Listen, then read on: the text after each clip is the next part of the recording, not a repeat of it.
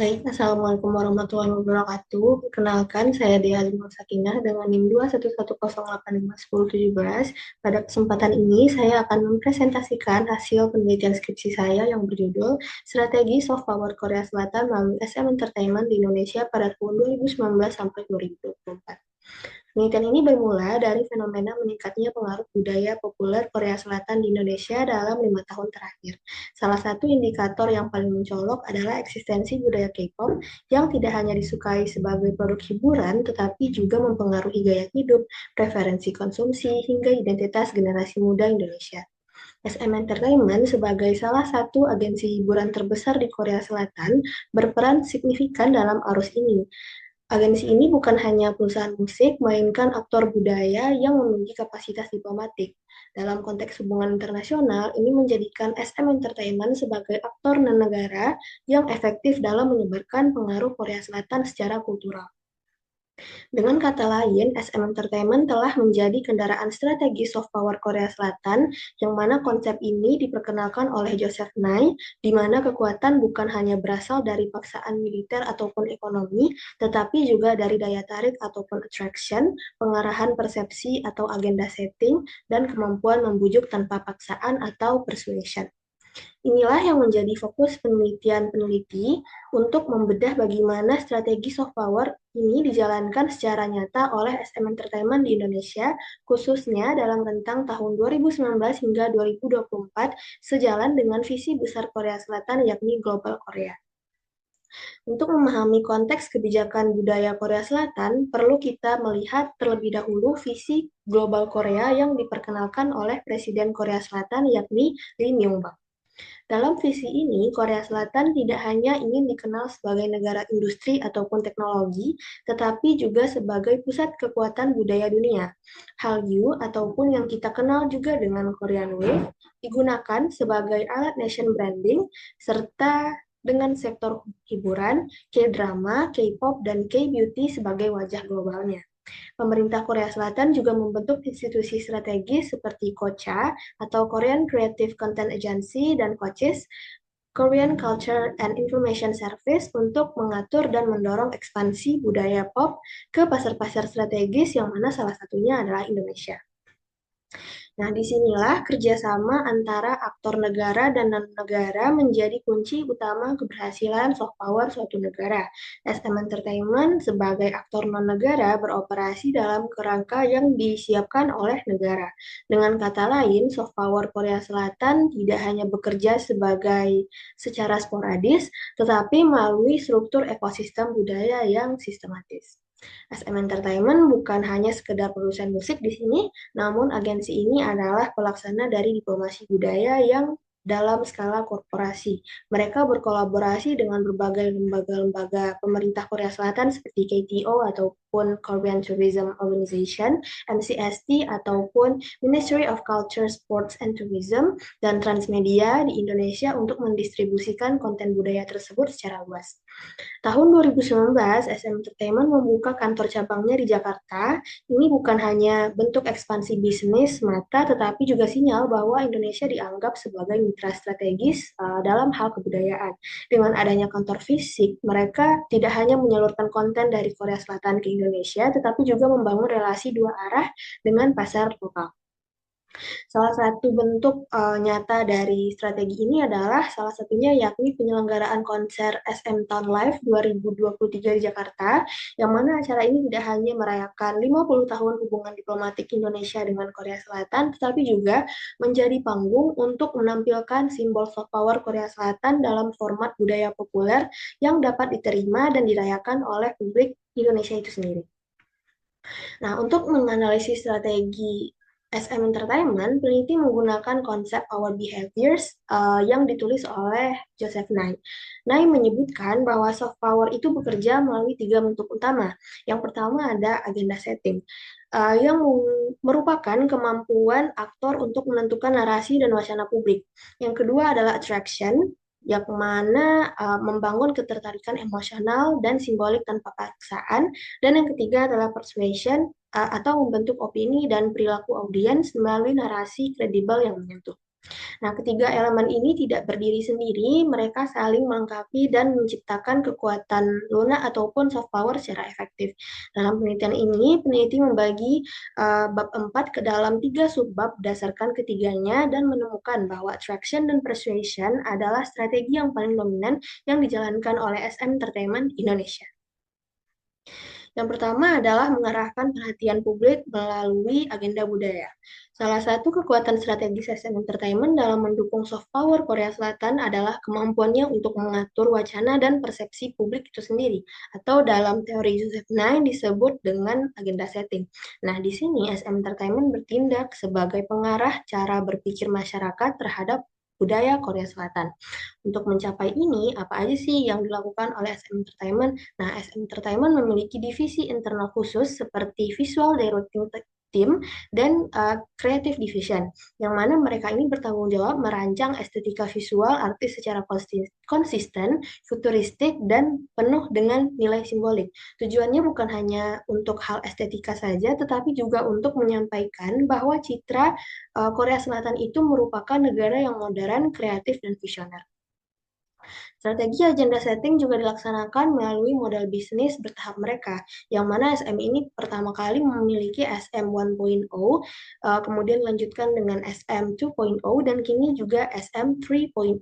Khusus pada SM 3.0 ini, mereka fokus pada ekspansi global melalui IP atau intellectual property, metaverse, dan fandom economy.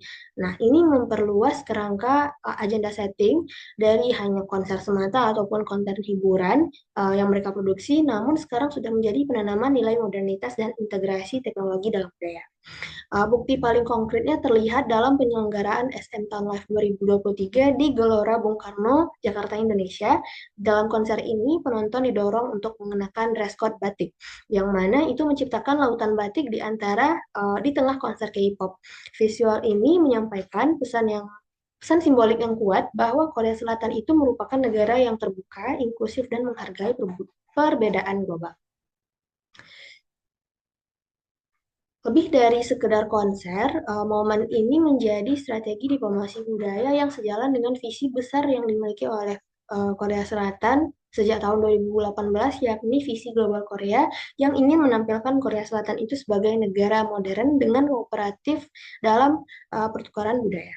Selain konser, pembukaan kantor cabang SM Entertainment di Jakarta pada tahun 2019 melalui kerjasama dengan salah satu perusahaan konglomerat di Indonesia yakni Transmedia juga merupakan strategi agenda setting yang mendalam. Dengan kehadiran fisik mereka berupa kantor cabang di Indonesia, SM Entertainment itu mengirim pesan bahwa pasar Indonesia penting dan mereka ingin berperan aktif dalam industri hiburan lokal. Nah, dari sisi digital, SM Entertainment juga meluncurkan sebuah platform yang bernama Kwangya Club pada tahun 2022 yang dirancang untuk mengatur interaksi fandom secara global, yang mana di sini artis dari SM Entertainment itu sendiri bisa berinteraksi secara langsung dengan penggemar yang mana itu dilakukan dalam skop internasional di mana saja. Kalaupun akhirnya Kwangya Club ini dialihkan ke Weverse, Kwangya ini tetap menunjukkan bahwa SM Entertainment berusaha mencoba untuk membentuk lingkungan digital yang terkonsolidasi, di mana narasi dan arah interaksi dapat mereka kontrol secara langsung. Nah, mereka ini juga melakukan social listening terhadap tren penggemar Indonesia melalui monitoring konten viral, trending topik, dan engagement di Instagram ataupun Twitter. Nah, SM Entertainment ini dapat menyusun strategi yang selaras dengan selera pasar Indonesia dengan cara melakukan monitoring tersebut. Ini merupakan salah satu strategi agenda setting dari dua arah yang mereka miliki bersifat adaptif dan relevan. Nah, dengan menggabungkan konser, digital platform, hingga representasi visual, SM Entertainment ini berhasil mengatur fokus publik Indonesia tentang Korea Selatan sebagai negara yang tidak hanya kaya dengan budaya K-pop semata, tetapi juga sebagai aktor budaya yang global yang menghormati keragaman, dan inilah uh, esensi dari agenda setting menurut Joseph Nye itu sendiri, yang mana mengatur apa yang dipikirkan sebelum berpikirkan bagaimana berpikir. Selanjutnya adalah menarik minat lewat estetika K-pop dan strategi lokal. Dalam konsep soft power Joseph Nye, attraction merupakan kunci utama dalam membuat negara menjadi dikehendaki oleh aktor lain tanpa menggunakan sebuah ancaman ataupun paksaan. Dalam konteks ini, SM Entertainment telah menjadikan daya tarik estetika yang mereka punya dan pengalaman emosional dengan penggemar itu sebagai strategi utama. Hal pertama, daya tarik mereka tersebut tentu saja dibangun melalui estetika visual artis yang mereka miliki. Misalnya, salah satunya itu dicontohkan oleh sebuah video musik dari NCT Dream yang berjudul Hot Cells menampilkan warna cerah, koreografi dinamis, dan energi pemuda. Ini bukan hanya hiburan, tetapi juga merupakan representasi visual dari nilai-nilai modernitas, ekspresi diri, dan semangat yang resonan dengan pemuda Indonesia. SM juga mengandalkan produk fisik seperti merchandise ataupun spesifiknya yaitu photocard. Ini bukan hanya item koleksi namun juga menjadi simbol emosional. Setiap photocard itu sistemnya dipilih secara acak yang mana mendorong pembelian berulang kali oleh fans dan budaya bertukar antar penggemar juga. Ini menciptakan emotional investment yang kuat, yang mana photocard sendiri menjadi perpanjangan dari identitas penggemar dan menciptakan hubungan parasosial dengan idol itu sendiri. Nah, strategi attraction ini juga diterapkan melalui kolaborasi lokal. Misalnya, kerjasama salah satu atau beberapa grup dari SM Entertainment itu sendiri dengan produk-produk Indonesia seperti Lemonilo dan Neo Cafe, di mana frasa lokal seperti cobain kuy digunakan oleh Lukas dari NCT atau keterlibatan grup NCT Dream dengan menjadi brand ambassador produk skincare Indonesia yakni Something dan Sehun EXO dengan White Lab. Nah, strategi ini adalah merupakan bentuk lokalisasi yang mana produk Korea Selatan itu atau gaya-gaya Korea Selatan itu disesuaikan dengan selera lokal tanpa menghilangkan identitas asalnya. Nah, Nay menyebutkan bahwa ini merupakan bentuk attraction yang paling berhasil karena budaya itu terbentuk tidak dipaksakan tetapi diadopsi secara sukarela oleh audiens yang menjadi target dari soft power itu sendiri. SM juga aktif dalam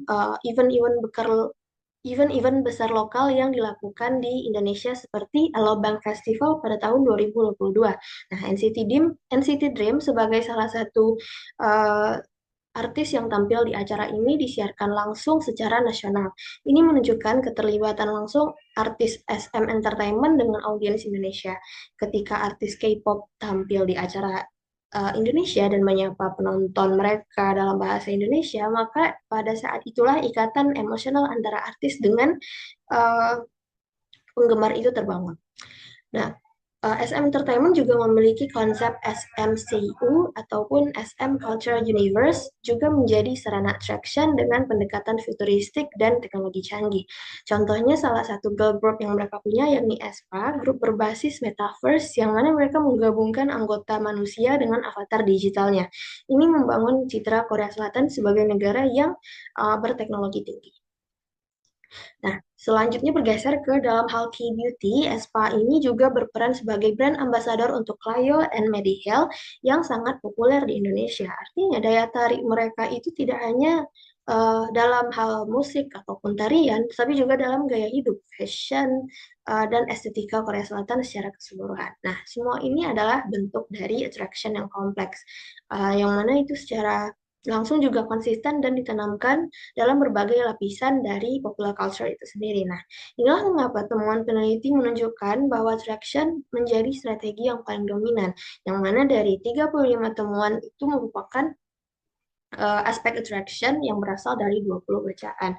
Nah, mengindikasikan SM Entertainment itu sangat berhasil membuat audiens Indonesia tidak hanya mengkonsumsi K-pop, tetapi juga menginternalisasikan nilai-nilai dari budaya Korea itu sendiri.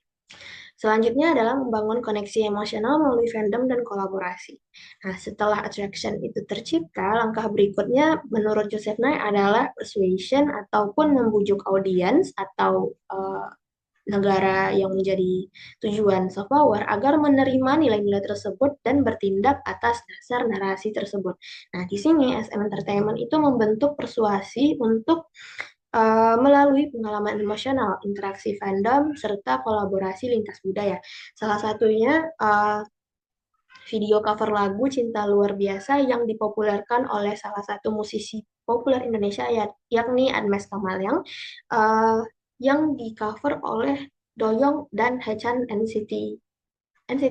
Pelafalan bahasa Indonesia yang fasih dan penerimaan hangat dari penyanyi aslinya ini menciptakan persepsi bahwa idol K-pop itu menghormati budaya lokal. SM Entertainment juga bekerja sama dengan UNICEF dan dalam kampanye mereka yakni This Is Your Day, dan penyelenggaraan ini juga pernah melakukan Smile Music Festival di Jakarta yang menggabungkan penampilan artis K-pop dengan kegiatan sosial pada saat itu. Pendekatan ini memperkuat persepsi bahwa Korea Selatan itu tidak hanya hadir sebagai negara yang kaya akan budaya, cultural dominator, tetapi juga negara yang peduli dengan nilai-nilai kemanusiaan. Fandom di Indonesia itu juga menunjukkan bahwa bentuk persuasi balik dari ke masyarakat. Contohnya aja itu seperti EXO-L, salah satu fandom dari grup SM Entertainment yakni EXO menggalang donasi sebesar 12 juta won untuk COVID-19. Nah, ini menunjukkan bahwa nilai kolektivisme dan solidaritas yang ditanamkan dalam narasi K-pop telah terinternalisasi oleh penggemar itu sendiri. Dalam pendekatannya, Joseph Nye mengatakan bahwa persuasi itu tidak selalu terjadi dari uh, pihak atas ke bawah, tetapi juga melalui narasi bersama dan partisipasi dua arah. SM Entertainment juga menurunkan resistensi budaya melalui strategi lokalisasi. Misalnya, NCT ini pernah tampil mengenakan batik, belajar membatik, belajar tari tradisional seperti tari saman, bahkan menyapa penggemar dan belajar beberapa kosakata sederhana dalam bahasa Indonesia. Hal ini menunjukkan bahwa mereka itu memberikan penghargaan terhadap budaya lokal. Nah, kolaborasi dengan Tokopedia juga menjadi media persuasi yang sangat strategis.